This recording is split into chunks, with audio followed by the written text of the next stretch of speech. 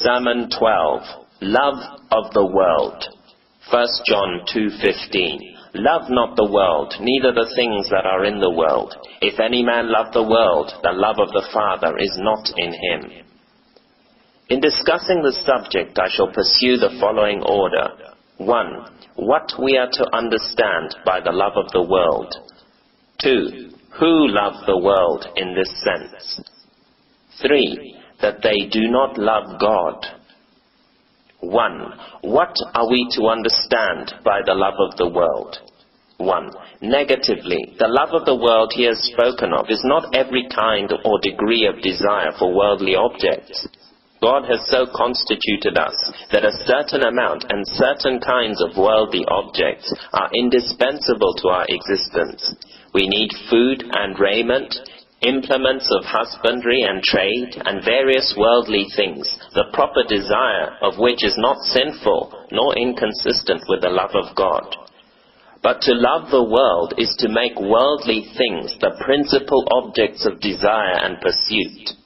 To love them and desire them more than to love God and man, to be more anxious to obtain them and spend more time in their acquisition than in efforts to glorify God and save the souls of men, is to love the world in the sense of the text. Where the love of God and of men is supreme in the heart, there may be a suitable desire for worldly objects, but where an individual manifests a disposition to give the acquisition of wealth or of worldly objects the preference, and aims rather at obtaining worldly things than at glorifying God and of doing good to men, it is certain that the love of the world is supreme in his heart. 2. Who do this? 1. All who cheat and defraud to obtain the things of the world. That a man who will cheat and defraud his neighbor does not love him as he does himself is too manifest to require proof. That a man who will disobey God for the purpose of obtaining worldly goods does not love God supremely is self-evident. Nay, that he loves the things of the world supremely is a simple matter of fact. 2. All those whose anxieties and cares are mostly about worldly things. If they are more careful for the things of the world, more anxious and earnest in the pursuit of them than in glorifying God and in doing good to men, they love the world supremely. Objection. But do any of you ask, may not a man be anxious to obtain worldly things for the purpose of doing good with money? I answer, a man may be desirous to obtain money for the purpose of glorifying God with it. But in that case, the principal anxiety and care and desire would not terminate upon the acquisition of money, but upon the end which he hoped to accomplish through its instrumentality. To suppose that a man whose supreme object is to glorify God and do good to man should concern himself principally about worldly things is the same absurdity as to suppose that he was more anxious about the means than about the end which he hoped to accomplish by these means.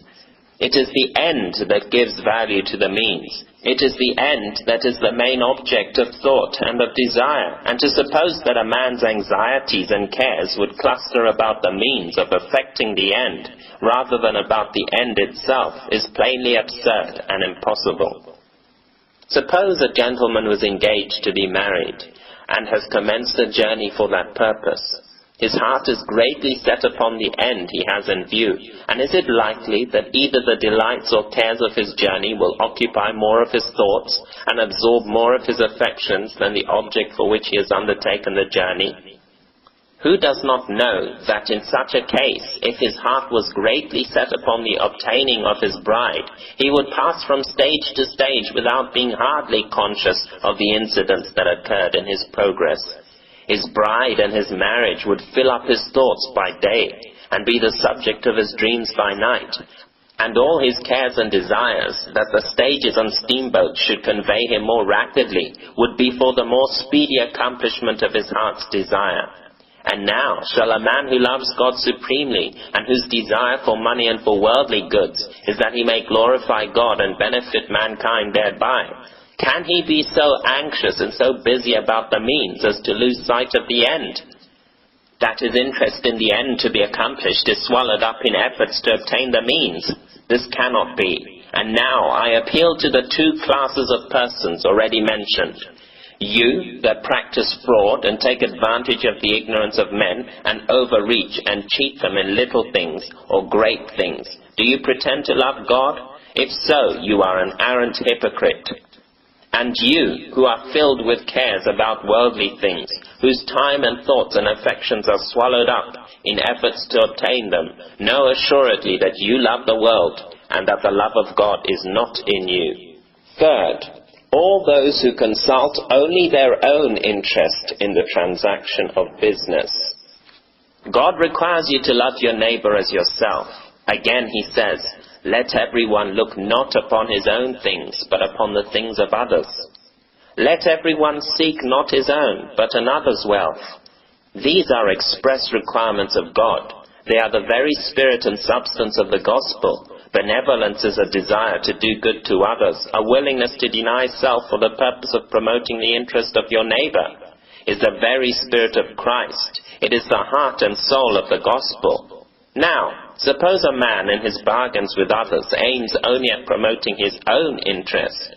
He seeks not another's, but his own wealth. He looks not to the welfare of others, but his eye and his heart are upon his own side of the bargain. He does not aim at benefiting the individual with whom he transacts business. His only object is to take care of himself. This is the very opposite of the spirit of the gospel. Does this man love his neighbor as himself? Does he love that God supremely who has prohibited all selfishness on pain of eternal death? No. If he loved God, he would not disobey him for the sake of making money. If he loved his neighbor as himself, if he felt that it was more blessed to give than to receive, if he had the spirit of the gospel, he would of course feel and manifest as great a desire for the interest of those with whom he deals as for his own interest. He would be as anxious to give as to get a good bargain. Nay, he would be more so. Self-denial to promote the happiness and the interest of others would be his joy, would constitute his happiness, would be that to which he would be inclined, of course. And now, let me ask you who are here present, can you deny this principle? What then is your spiritual state? Have you the love of God in you? How do you transact business? Do you consult the interest of those with whom you deal as much as you do your own? Or in all your bargains do you aim simply at securing a profit to yourself? If you do, the love of God is not in you. You have not the beginning of piety in your heart. Fourth, all those that feel chagrined and grieved when they find that the person with whom they have dealt has the best of the bargain and has made a greater profit than themselves. Now, if a man had the Spirit of Christ, he would rejoice in this. It would be the thing at which he would aim, to benefit the individual with whom he deals, as much as possible. And if he afterward learns that he had made a good bargain, and had been greatly benefited by it, it would gratify him all the more. Now, how is it with you, my hearers? Do you find yourself gratified and delighted when you find that you have greatly contributed to the interest of those with whom you deal, in having given them the best side of the bargain? Be honest, try yourselves by this rule. See whether you love your neighbor as yourself. See whether you love God supremely. He requires you to seek not your own, but your neighbor's wealth, to look not upon your own interest, but the interest of others. Have you the spirit of these requirements? Have you the spirit and temper of that God who lays down this rule of action? If not, you have not the love of God in you. Fifth, all those who will make bargains only when they can make a profit by it. There are many who will never trade only when they can promote their own interest. It matters not how much it might benefit anybody else. The interest of the individual who desires to make a bargain with them is not taken into the account at all. They do not think of making a bargain to benefit others, and will turn away from the proposal instantly unless they can promote their own selfish ends. They will stand and bow and be very accommodating and kind and attentive, while there is any prospect of their making a good percentage on their goods. But the negotiation is broken off instantly, without courtesy or good breeding, whenever it is settled that they can make nothing by the bargain. This shows that they do not consult the interests of those with whom they deal, and that the world is their God. Sixth, all those who will take advantage of the ignorance of those with whom they deal to get a good bargain out of them love the world supremely. Cases of this kind often occur. A customer comes in, he is instantly measured from head to foot by every eye.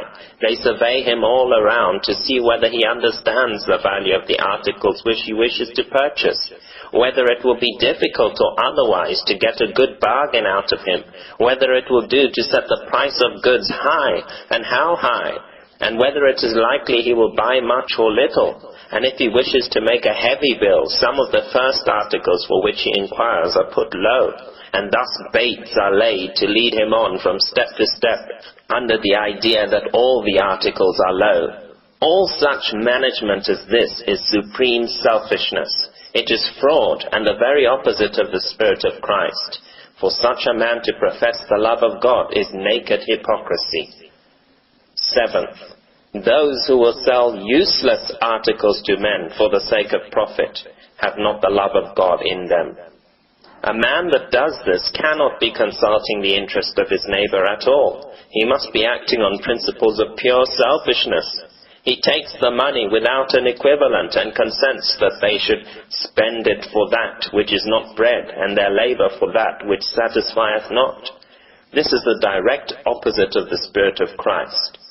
Eighth, all who sell hurtful articles for the sake of the profit have not the love of God in them.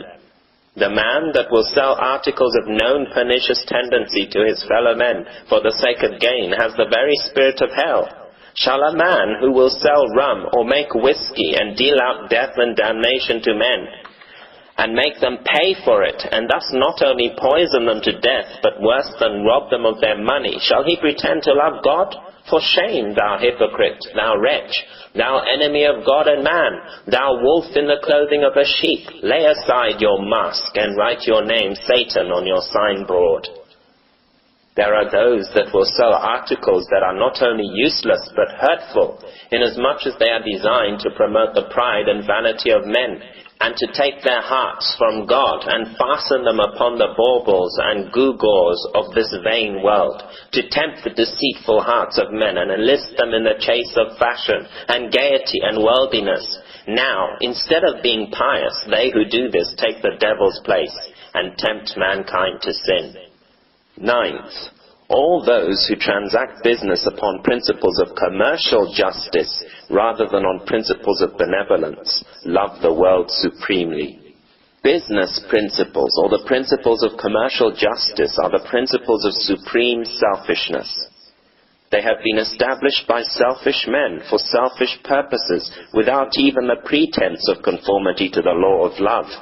Upon these principles, it is neither demanded nor expected that anyone should seek another's wealth, but that everyone should take care of himself, purchase as low and sell as high as he can, take advantage of the state of the market, the scarcity of the articles in which he deals, and in short, to go the whole circle of selfish projects to promote the interest of self.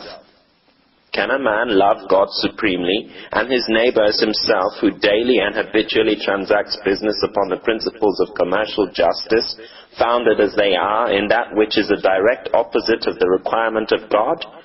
Every day engaged in business transactions, the sum and substance, the aggregate and the detail of which are designed to promote self-interest, that do not even pretend to aim at the promotion of the interest of others, but self is the beginning, the middle, and the end of the whole matter. 10th, all those who engage in business to the neglect of spiritual exercises love the world supremely. Many professors of religion seem just about as much determined to do good with their money as impenitent sinners are to repent. They profess to engage in business for the glory of God, but instead of using their money for this purpose, they enlarge their capital and their business and transact business upon the principles of worldly men and practice upon themselves a constant delusion. Instead of laying out the money as they go along for the building up of the kingdom of Jesus Christ, they add their yearly profits to their capital until nearly their whole time and thoughts and affections are engrossed with money-making. Now, why do you not see who practice this, that you are deceiving yourselves? The only way in which money can be used for the glory of God and the good of men is to promote the spirituality and holiness of men. And if you pursue business in a way that is inconsistent with your own spirituality, you might as well talk of getting drunk or swearing for the glory of God as of making money for His glory. For you to neglect communion with God under the pretense of making money for Him is sheer hypocrisy. If you prefer business to prayer, busy yourselves in your offices and shops and business, and neglect your closets, the love of God is not in you. To pretend that you love God is just as absurd as to suppose that your eagerness to make money for the glory of God leads you to neglect communion with Him, or that your great zeal to serve Him and great love for Him leads you to neglect communion with Him and betake yourself to making money. 11th, those who make their business an excuse for not attending meetings and using means for the conversion of sinners.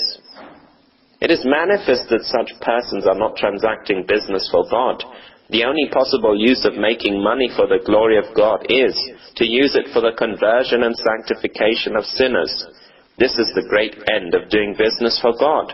But to be so busy in making money as to neglect to make direct and personal efforts for the conversion of sinners is absurd. It proves to a demonstration that the object of making money is not to convert and sanctify and save sinners. In such cases, it is plain that money is sought from the love of it, and not for the purpose of building up the kingdom of Jesus Christ. 12th, all those whose business diverts their thoughts and affections from God.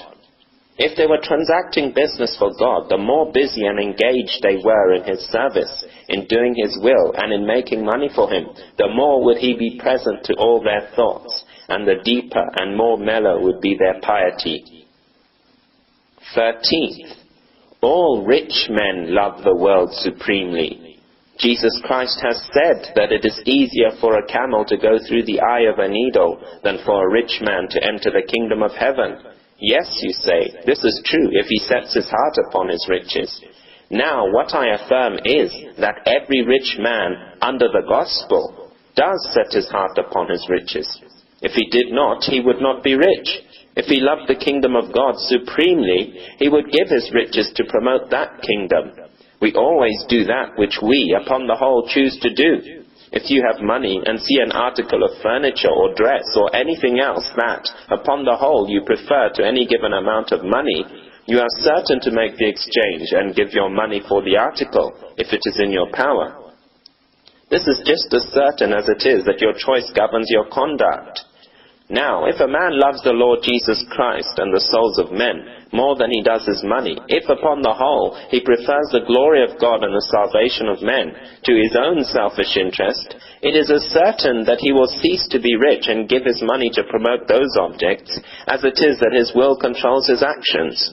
So that a man being rich under the gospel, when it is known that his money can be used for the glory of God and the conversion of souls, is demonstration absolute that he loves the world supremely.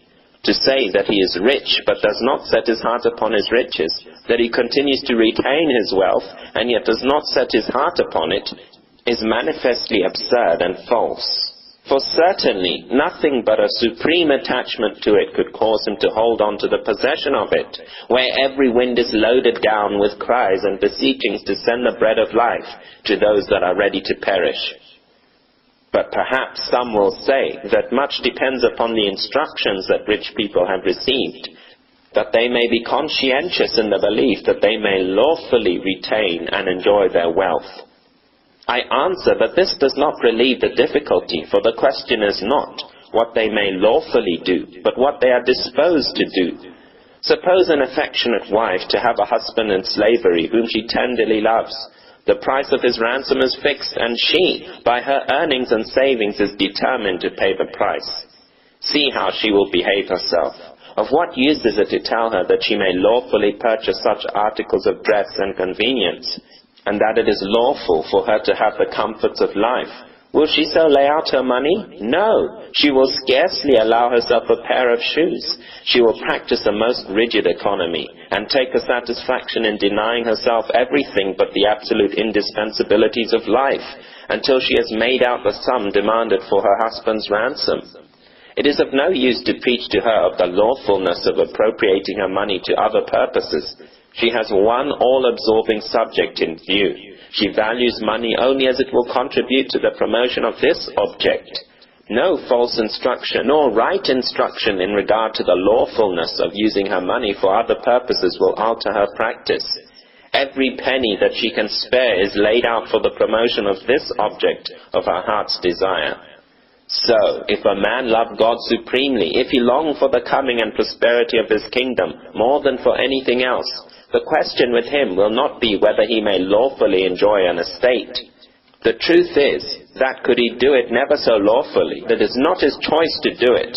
He prefers to build up the kingdom of Christ with his money, and accounts his money as of no value only as it can contribute to this object.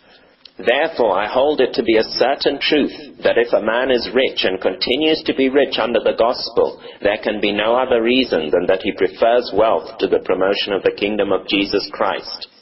Do any of you object and say that Abraham and Job and David and Solomon were rich? I answer, the command had never been given in their day to preach the gospel to every creature, and there is no reason for believing that they so much as dreamed that the world could be converted in the way in which we now know that it can and must be converted. They could not, therefore, have had the same motives for using their wealth for the conversion of the world that we have. We have not the least reason to believe that their property could have been used for the conversion of the world in the sense in which we can use ours. It was no certain sign, therefore, if they kept their wealth, that they preferred it to the kingdom and glory of God. 14. All those who lay up their surplus income have not the love of God in them. By surplus income, I mean that which is not necessary for the support of themselves and families. If they lay it up, it must be because they love it. If they preferred the kingdom of Jesus Christ, they would immediately use what they could spare, after providing for the necessities of their families, to the building up of his kingdom. Suppose an individual was on the coast of Africa and longed exceedingly to return to his home, but had no means of paying his passage. If someone should present him with a purse of gold, would he lay it up, or would he immediately lay it out to gratify the all-absorbing desire of his heart, and pay his passage to his native country? This would be the very reason why he would prize the gift. It would be valuable to him on that account, that by it he might accomplish the object of his heart's desire. Can it be that a man loves supremely the kingdom of Christ, and longs exceedingly for its coming and extension, and yet hoards up his money instead of spending it for this supremely desirable object? 15. Although a man may give his surplus income, yet if he practice no self-denial, he gives to God that which costs him nothing, and gives no substantial evidence that he loves God.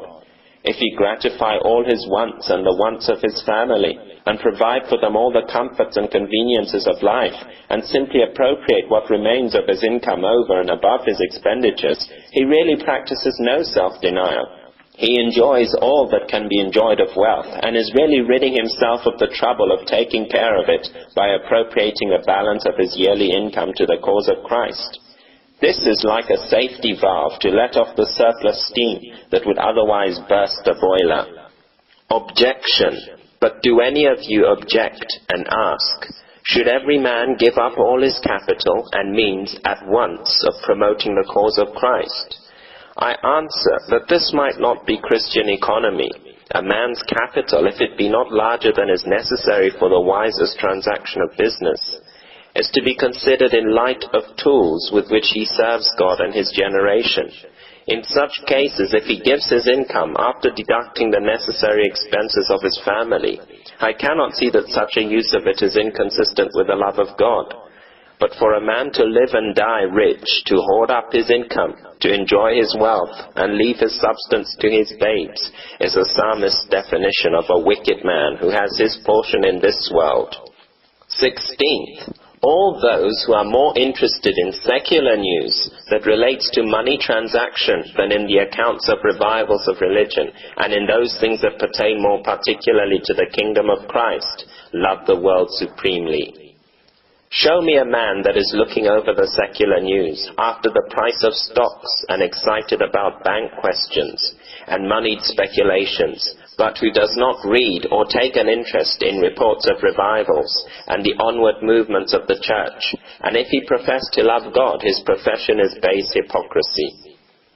17th, all those who are more depressed and feel more keenly commercial and moneyed embarrassments than they do the low state of religion and the state of dying sinners, love the world supremely. This is too plain to need either proof or illustration. 18th, all those who would sooner engage in moneyed speculations than they would in revivals of religion love the world supremely. Some professors of religion are all excitement when great speculations are to be made, when stocks are high, or real estate is on the rise, or any opportunity of making money. But if an effort is to be made to promote a revival of religion, they are too much engrossed in their speculations to give their time and hearts to it. They may pretend that they are making money for God, but the promotion of revivals of religion is the only object of appropriating money to the cause of Christ.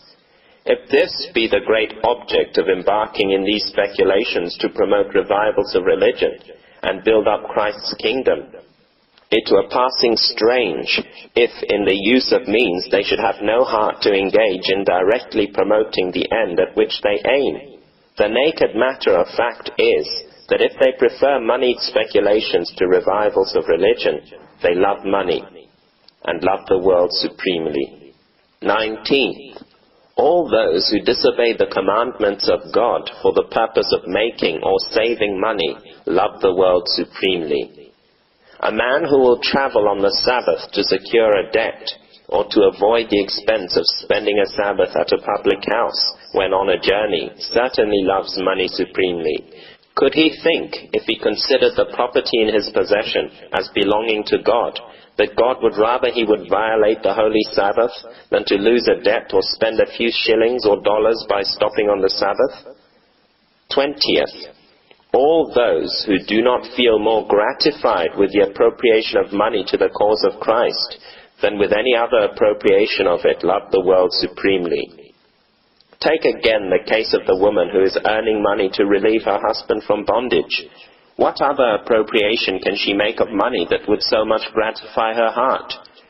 It is this object that gives value to money in her estimation. Should an individual give her a purse of gold, would she say, "Now I can buy me a nice dress, now I can furnish my house and live fashionably"? No. But bursting into tears of joy and gratitude, she would exclaim, "Now I can redeem my husband." Just so, a man who loves God and longs for the coming of his kingdom will feel gratified most of all with appropriating money for the promotion of that darling object. Jesus Christ has said that it is more blessed to give than to receive. The truly benevolent man has the highest and holiest pleasure in so disposing of his possessions as in the highest manner to promote the glory of God and the good of his fellow men. Instead of giving to those objects grudgingly and with a sparing hand, here in the promotion of Christ's kingdom he will pour out his treasures the most unsparingly and with the fullest, readiest heart. For this his heart is panting, his spirit is longing with unutterable desires. He therefore accounts nothing a privation or a sacrifice which is appropriated to this object. Does the miser account the hoarding up of money a privation, a sacrifice, or a grievance? No, he accounts the hoarding up as the best possible disposition of his money. To every other object he gives sparingly, and takes but little satisfaction in any expenditures which he is obliged to make, but his heart is set upon accumulating treasures. Every shilling that is saved and put into his iron chest is disposed of according to his heart's desire. Now the Christian's heart is just as truly set upon building up the kingdom of Christ as a miser's heart is upon hoarding up his wealth. In other expenditures, therefore, he will naturally be sparing, but in the promotion of the great object of his heart's desire. He will be liberal and bountiful and enjoy most of all the appropriation of money to that object. 21st, all those who prefer a speculation to a contribution for the promotion of the interests of Christ's kingdom love the world supremely. If they loved God supremely, they would desire to make the speculation only for the purpose of enabling them to make the contribution. If they made $100 or $1,000, they would say, "Oh, for an opportunity now to appropriate this money to the cause of Christ." But if they love the speculation and are not ready and joyful in the contribution, they love the world and have not the love of God in them. 22nd, all those who would rather see a customer come in to pay them money than an agent of some benevolent society to receive and appropriate it to the promotion of Christ's kingdom love the world supremely. There is a man who smiles and appears delighted when a customer comes in, but when an agent who is collecting funds for the building up of Christ's kingdom calls, he is sour and dry and formal and perhaps uncivil. This demonstrates beyond all doubt where his heart is, and shows that he loves his money more than he loves God. 23rd, all those who do not really enjoy giving more than receiving love the world supremely. If they loved God supremely, their supreme object and joy in receiving would be that they might immediately turn round and give to the promotion of their darling object. But if their incessant cry is, "Give, give," wishing always to receive, and not enjoying the giving of money as they do the receiving of it, it must be because they love the world. 24th, all those who are more parsimonious in their expenditures for the kingdom of Christ than in their expenditures upon themselves and their families love the world supremely. There are multitudes of professedly pious people who seem to think it a Christian duty to have everything connected with worship and service of God of the cheapest kind, while in their own houses and about their own persons and that of their families they practice upon a very different principle. If a church is to be fitted up, everything must be done with as little expense as possible. If there are carpets, they must be of the cheapest kind. If there are stoves or cushions or lights or other conveniences, almost anything will answer, provided it is cheap. Things are suffered to be out of order, filth is suffered to accumulate, and the house of God to lie waste. And all this is done under the pious pretense of Christian economy. Many churches in the country have no lamps, and some of them have no stoves, and others have the panes of glass broken out. The doors of others are so dilapidated that they will scarcely shut. Others have the stoops rotten, and the church either not painted at all, or so faded that if it was a dwelling house you would suppose it the abode of the drunkard. Most of the churches in the country have no carpets, and in churches carpets are more needed than in any other house to prevent the disturbance that always occurs where people are going out and in upon an uncarpeted floor. And in the city there are many who are entirely unwilling to be at the expense of fitting up a house of worship as commodiously as they fit up their own dwellings. Now it is manifest, whatever may be the pretense, and however such things may be baptized by the name of Christian economy, all such conduct has its foundation in the love of the world and in supreme selfishness. Men are always most free in appropriating their money to the promotion of the objects dearest to their hearts. This is simple matter of fact. If, therefore, the heart is set supremely upon honoring God with our substance, it is certain that if in anything we are bountiful and liberal in our expenditures, it will be in fitting up places for His worship, and in all those things that are essential to decency, to comfort, and enjoyment in His service. 3. Having noticed some of the principal evidences of supreme attachment to the world, I now proceed to suggest several reasons why such persons cannot love God. The text is a form of expression that is to be understood as expressing a very strong negative. If any man love the world, says the apostle, how dwelleth the love of God in him? That is, the love of God is certainly not in him. This is the language and the doctrine of the whole Bible, so that, so far as Scripture testimony goes, the proof is conclusive. But I will mention several considerations that belong to the philosophy of mind that will demonstrate beyond all contradiction that individuals upon whom these marks of worldliness are found have not the love of God in them. The argument runs thus and is very brief. 1. It is impossible that a man should have two supreme objects of affection. If he have any acceptable love to God, it must be supreme. And to affirm that a man loves the world in the sense of this text, and that he loves God with any acceptable love, is a contradiction. It is the same as to say that he loves both God and the world supremely. 2. A man cannot love two objects that are entirely opposite to each other at the same time. The apostle immediately subjoins to the text, "For all that is in the world, the lust of the flesh, the lust of the eyes, and the pride of life, is not of the Father but of the world." The love of the world and the love of God are directly opposite states of mind, so that to exercise them both at the same time is impossible. 3. It is minding the flesh which the apostle declares to be enmity against God. Lastly, it is supreme selfishness, which is the direct opposite of the love of God and man. These considerations need only be named to be seen to be proof conclusive that if any man love the world, the love of God is not in him. Remarks. 1. You can see from this subject that if men should transact worldly business upon the principles of the gospel, it would be infinitely better for the world in every respect.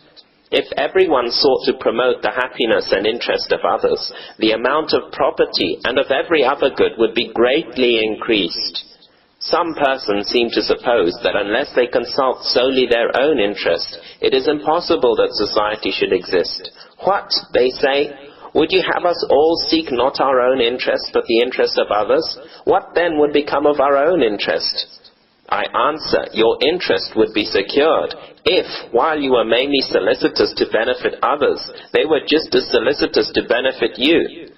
The secular interests of men would be thus as highly and more highly advanced than under the present arrangement of society, while the spirit that would be cherished and cultivated by this course of conduct would shed a sweet and healing and refreshing influence over all the discords and disquietudes of selfishness, and peace and love and heaven would reign in the bosoms of men. But does anyone object and say that inasmuch as worldly men will not practice upon these principles, it is impossible that Christians should, without giving up all the business of the world, into their hands? This is a radical and ruinous mistake. Suppose it were known that Christians universally discarded all selfishness in their business and acted upon principles of entire benevolence, that in all their dealings they sought the interest of those with whom they deal, equally with their own. No sooner would this fact be known than worldly men would be forced to transact business upon these principles, or give up all the business of the world into the hands of Christians. For who would deal with a man who acted upon principles of supreme selfishness, when he might just as well transact business with those who would not only treat him with equity, but with entire benevolence, so that it is perfectly within the power of the church to compel worldly men to transact business upon gospel principles, or not transact it at all. And woe to the church if she does not reverse and annihilate the whole system of doing business on principles of selfishness. 2. Perhaps some of you will say, if the doctrine of this sermon be true, who then can be saved? I answer, certainly not those who manage their affairs upon principles that are in direct opposition to the benevolence of the gospel, who make commercial justice, which is founded in selfishness, the rule of their lives, and satisfy themselves with being honest in this sense of honesty, instead of being governed by the law of love, who seek their own and not their neighbor's wealth, who mind earthly things and account it more blessed to receive than to give. If there be any truth in the word of God, all such men are in the way to hell. 3. But will anyone object and say, this is very uncharitable? If this be true, nearly all the church are hypocrites. I answer, the doctrine is true, whatever the inference may be. I do not pretend to be more charitable than God is, and to hope that those persons are pious, of whom God has said that his love is not in them. I will not be charitable enough to throw away my Bible, or suppose that the lovers of the world are the friends instead of the enemies of God. That multitudes of professors are deceived, that they love the world supremely, is as evident as if they had taken their oath of it. And because the great mass of professing Christians give evidence of this state of mind, we are not to dispute our Bibles and charitably hope that they may be saved. 4. You see from this subject why it is that so few professors of religion have a spirit of prayer. The truth is, the love of God is not in them. Look around this great commercial city. Nearly the whole population are here for the purpose of worldly gain. The principles upon which almost the entire business of the city is transacted is that of supreme selfishness. How then can a spirit of prayer prevail in such a community as this? This same principle prevails almost universally through the country. Farmers, mechanics, merchants, and men and women of every occupation without hesitation transact their business upon selfish principles and seek supremely their own and not their neighbor's wealth. It is impossible that the love of God should prevail in the church or in any heart while actuated on such principles. 5. You see from this subject why it is that young converts so uniformly wax cold in religion. Let any individual pass through one business season, acting upon business principles, and it is impossible that the love of God should be alive in his heart. He is assiduously cultivating and cherishing a spirit of selfishness, and in all his daily avocations he does not so much as intend to seek the good of others, but his own good. And can we be at a loss for the reasons of such universal backsliding? 6. From this subject you may see that the religion of the great mass of the church is not the religion of love, but of fear. They fear the Lord, but serve their own gods. They are dragged along in the dry performance of what they call duty by their consciences. They have a dry, legal, earthly spirit, and their pretended service is hypocrisy and utter wickedness. 7. You can see from this subject why so little is affected by all the means that are used for the building up of the kingdom of Jesus Christ.